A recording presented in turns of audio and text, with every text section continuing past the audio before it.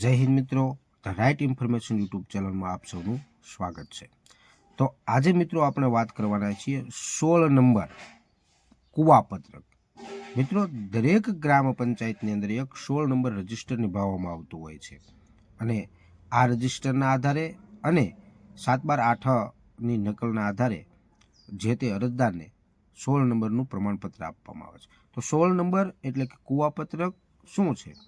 તો તલાટીશ્રી દ્વારા અથવા એટલે કે ગ્રામ પંચાયત દ્વારા કોઈ પણ વ્યક્તિના નામે પોતાની સીમ જમીનમાં કૂવો બોર જે પણ છે એ દર્શાવતું છે એવું પ્રમાણપત્ર આપવામાં આવે છે, એને આપણે કુવાપત્રક તરીકે ઓળખીએ। તો સ્ક્રીન ઉપર દેખાય છે એ રીતે આ 16 નંબર કુવાપત્રકનો નમૂનો છે, તે આપણે જોઈ લઈએ।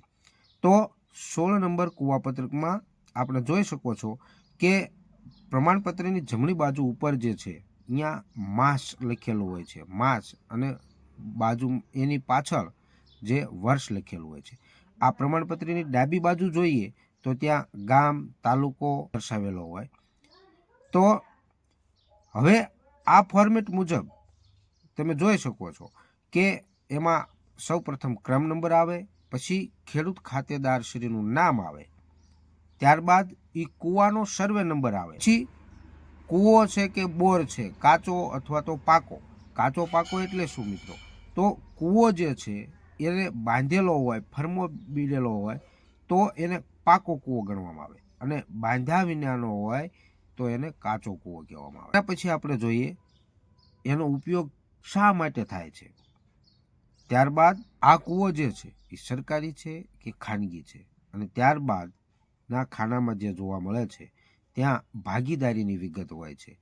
જો 7/8માં એક જ નામ હોય તો કોઈ ભાગીદારની વિગત આવતી નથી, પરંતુ સંયુક્ત નામ હોય, જ્યારે એકથી વધારે નામ જે 7/12માં ચાલતા હોય, 2 કે 5, તો એ જે નામનો દાખલો કાઢવાનો હોય એ સિવાય બાકીની ભાગીદારમાં જેટલા નામ છે એ નામ અહીંયા દર્શાવવાના હોય છે।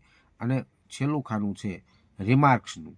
તો રિમાર્ક્સની અંદર આપણે કોઈ રિમાર્ક્સ કરવું હોય તો કરી શકાય, અને નીચે પૂરી તારીખ અને તલાટી કમ મંત્રીશ્રીના સહી સિક્કા આવે છે।